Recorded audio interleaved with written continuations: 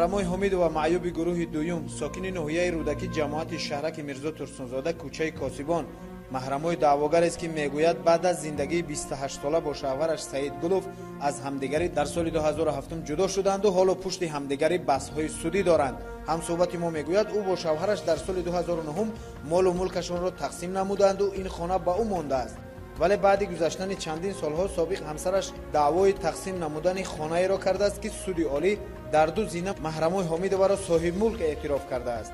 ولی با وجود این سعید گلوف حالا یک قسم این خانه را طریق حلنامه سودی ناحیه رودکی مال خود میداند. روزی که برای ثبت برنامه به نشان دعواگر رفتیم سابق همسرش نیز در آنجا حضور داشت و به کشت و کار مشغول بود و زیاد سرکار به نظر می رسید. میشه شما کار نکنید بسین صحبت می‌کنید.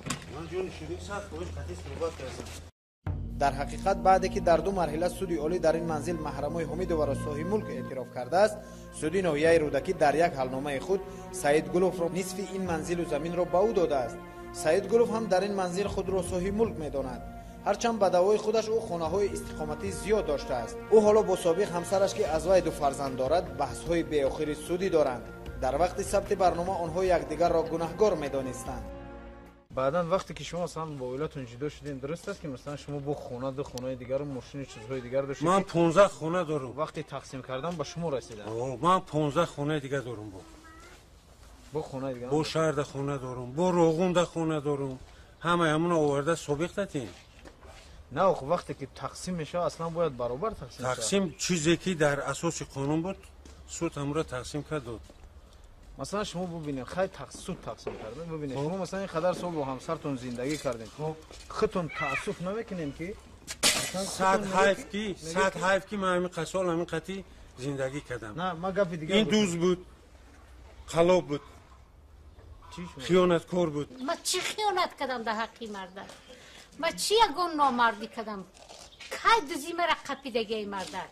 این مرا حاضر روی را سخت کردیسته در کجا دوزی مرا قپید؟ ببینید شما میگین این قدر خونه داریم ولی این قدر بحث کشمکشی شما کو فرزند دارین خب چه خیلی خطون مثلا میره تصور میکنین؟ چه خیلی تصور میکنین؟ همچه پدر بگیریم همچو پدر فرزنده ای رودم سر کدگی در بین مادرش بود سرکت پوشوند خوروند لیسیوی خوب در تحصیل کردن دیپلمای سرخطی تمام کردن جای کار بردم موندم با چی کار کنم من؟ میشید که به خاطر فرزندو مثلا دعوا نکنین برای این زمین من حقوق ندارم دعوا کردن. درسته که جا فرزندان شما زندگی میکنن شما فرزندای من مهنت کنن رنگ من آباد کنن کار کنن. دعواگر محرمای حمید و که زیاد خسته و بیمار به نظر می رسید میگفت در طول زندگی بارها همسرش او را لطوکوب می نموده است. حتی به گفته او بعد یعنی که از همسرش جدا شده است بعدا نیز او را چندین مرتبه لطوکوب نموده است و آنها را در این منزل روز خوش برای استقامت نمی دهد.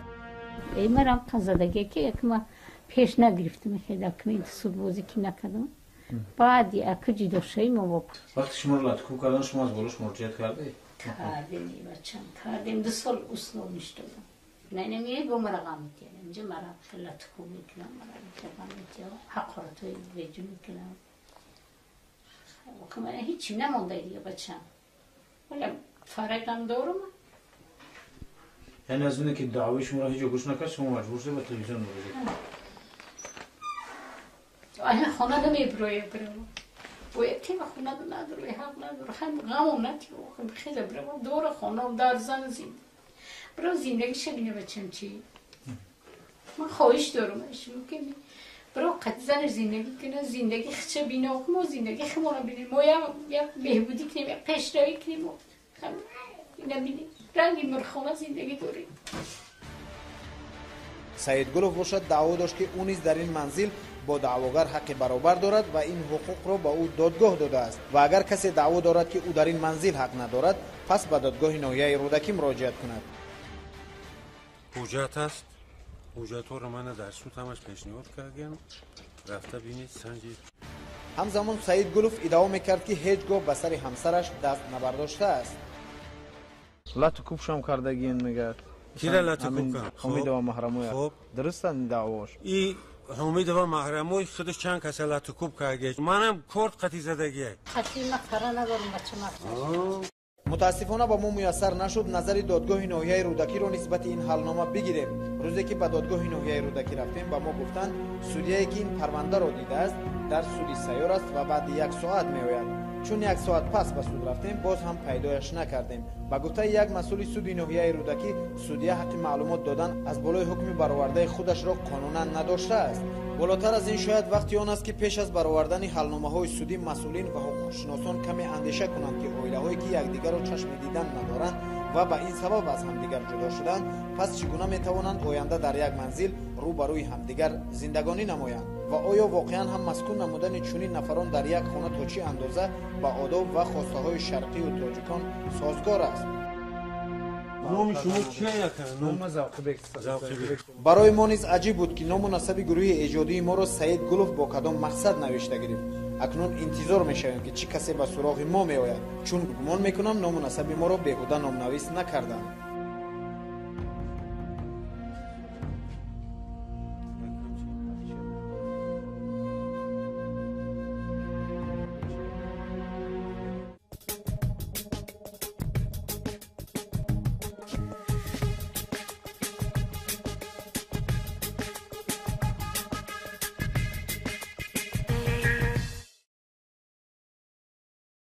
میوه در اینجا خوجایی میکنه روزمونه میتیا شاونه میستن؟ خاک تویستون شا میست اونم یا که اونجا بروده ساخته همونجا میسته خاقا میتونه بچه چند زن گریف 2 تا گریف و نیکوهی این خانه بود که زانو شما آلایوش؟ ها زمینجا هم زنم یعنی نمیجا اگراد میکنم مورا نمیمونم بچه دست مونه در یک اگراد بزنیم اما علف زمین گودک میجا قلب میگه شوی گودک تو میتیا نویروش نویروش علف اجخیلی زمین صاحبی کده نمیمونه ما یکون چی بکریم اینو چند سالی سال شد این صاحبی میکنم ما میشنیم میترسیم همون سنی بالا بریم با دوزمون میگیرم چی میگه اینجا خوجاینی میکنم خوجاینی همین روزی در روز همین بالای سری مادم نه گودک روز داره نه کلان روز داره.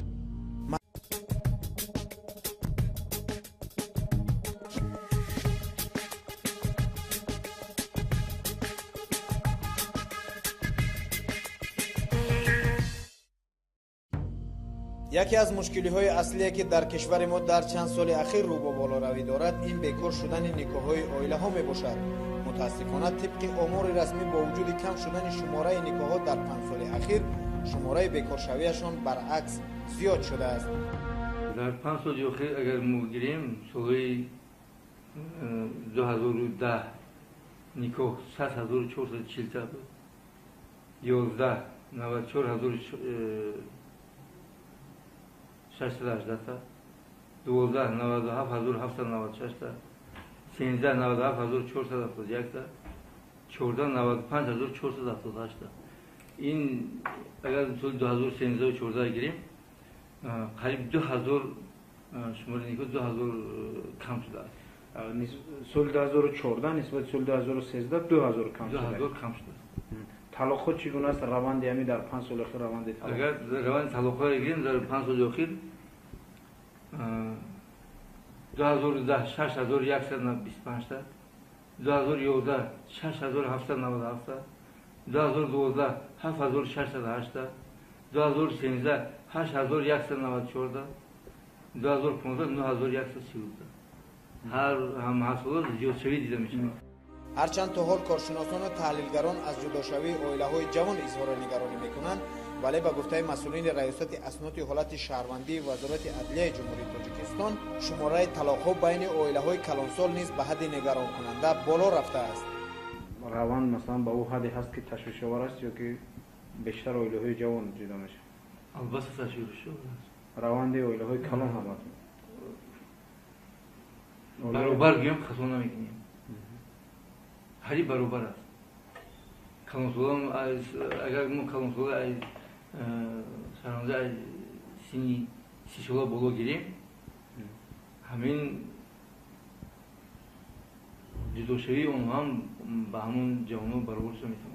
نه بلکه اویله‌های جوان، امروز اویله‌های نیز در وقتی که با واسطه تحلیل عامل‌ها نشان میدن اویله‌های هستند که سابقه اویله‌داریشان، تجربه اویله‌داریشان خیلی زیاد است، ولی متاسفانه باعث ویرانشوی اویله‌ها شدن، یعنی خودشان امروز به تربیت محتاج هستند.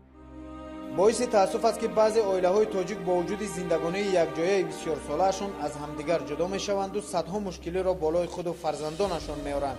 حتی اویله‌هایی هم هستند که بعد 20 سال زندگی از یکدیگر جدا شدند. چنین به نظر می‌رسد که مشکلی اویله‌هایی که سالها با همدیگر زندگانی دارند و جدا شدند از اویله‌های جوان جدا شده بیشتر بوده است.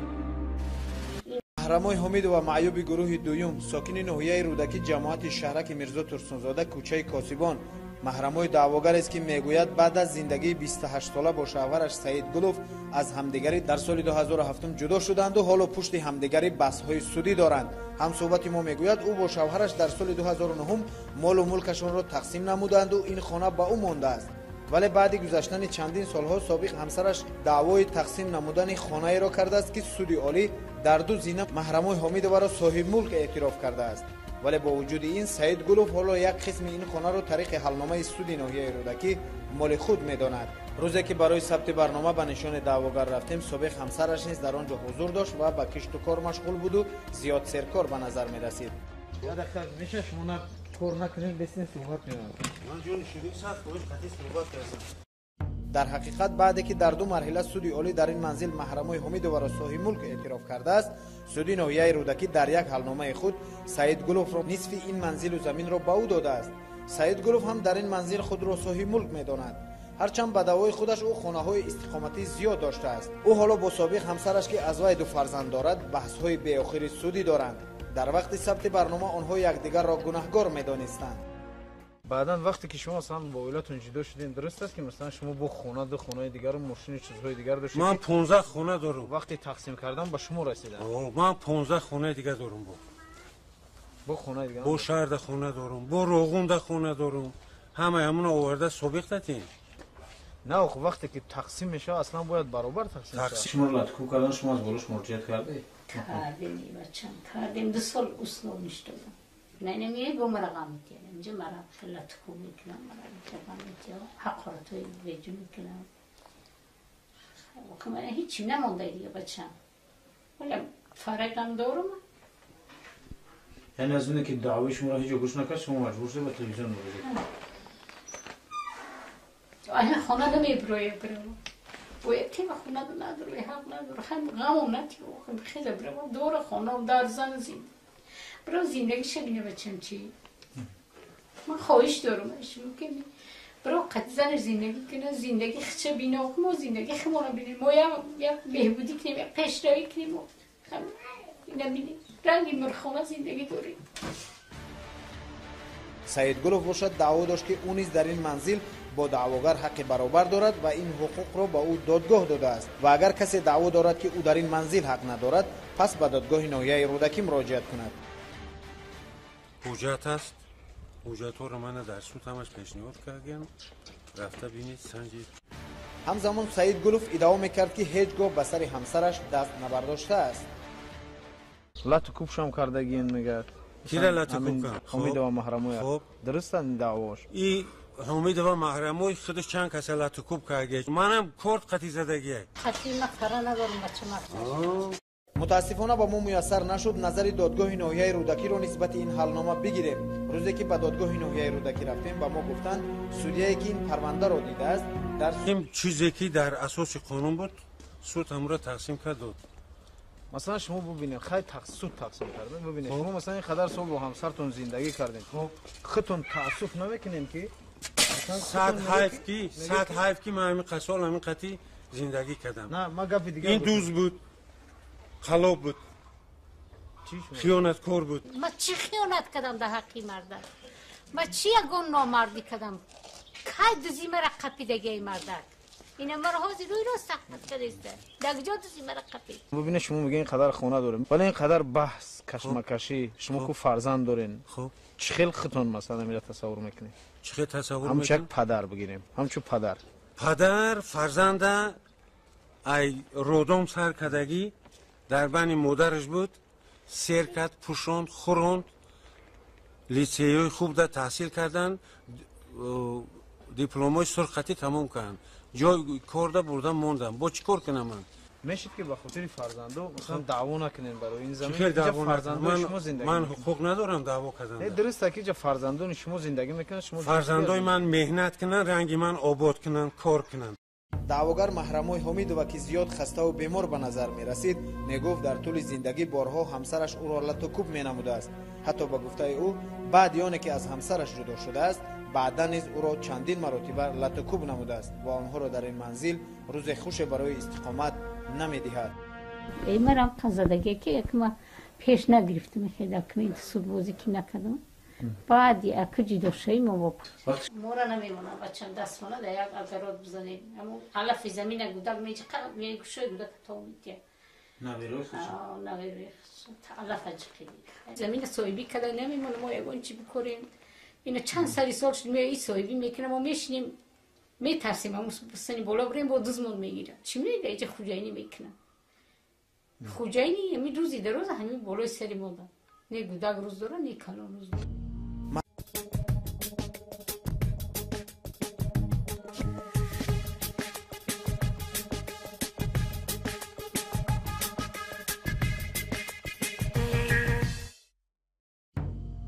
яке аз мушкилиҳои аслие ки дар кишвари мо дар чанд соли ахир рӯ бо болоравӣ дорад ин бекор шудани никоҳҳои оилаҳо мебошад. мутаассифона тибқи омори расмӣ бо вуҷуди кам шудани шумораи никоҳҳо дар 5 соли ахир шумораи бекоршавиашон баръакс зиёд шудааст. дар 5 соли охир агар мо гирем солҳои 2010 никоҳ 10440 буд, 11 94618 12 97796 13 97471 14 95478. این اگر سال 2013 گیریم قریب 2000 شماره نیکو 2000 کم شده است. سال 2014 نسبت سال 2013 2000 کم شده. 2000 کم شده. طلاق خود چگونه است؟ روند همی در 5 سال اخیر روند طلاق. اگر روند طلاق ها گیریم در پلیس سیار است و بعد 1 ساعت میآید. چون 1 ساعت پس به سود رفتیم باز هم پیدایش نکردیم. با گفته یک مسئول سود ناحیه رودکی سودیه حق معلومات دادن از بالای حکم برآورده خودش را قانونا نداشته است. بالاتر از این شاید وقتی آن است که پیش از برآوردن حلنامه‌های سودی مسئولین و حقوقشناسان کمی اندیشه کنند که عائله‌هایی که یکدیگر را چشم دیدن ندارند و به این سبب از همدیگر جدا شدند پس چگونه میتوانند آینده در یک منزل روبروی همدیگر زندگانی نمایند و آیا واقعا هم مسکون نمودن چنین نفران در یک خانه تا چه اندازه با آداب و خواسته‌های شرقی و تاجیکان سازگار است؟ نام شما چیه یکن؟ نام زاوقی برای ما نیز عجیب بود که نام و نسب گروه ایجادی ما را سعید گلوف با کدام مقصد نوشته گرفت. اکنون انتظار می‌شویم که چه کسی به سراغ ما میآید چون گمان میکنم نام و نسب ما را بیهوده نام‌نویس نکردند.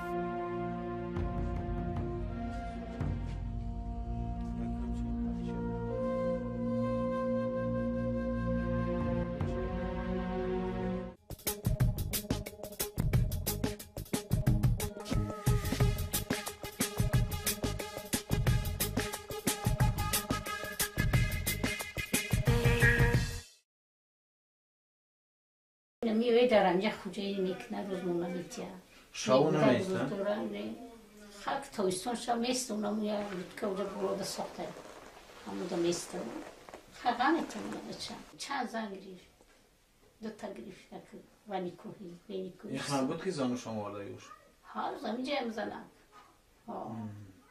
یعنی نمیجا اگراد میکنم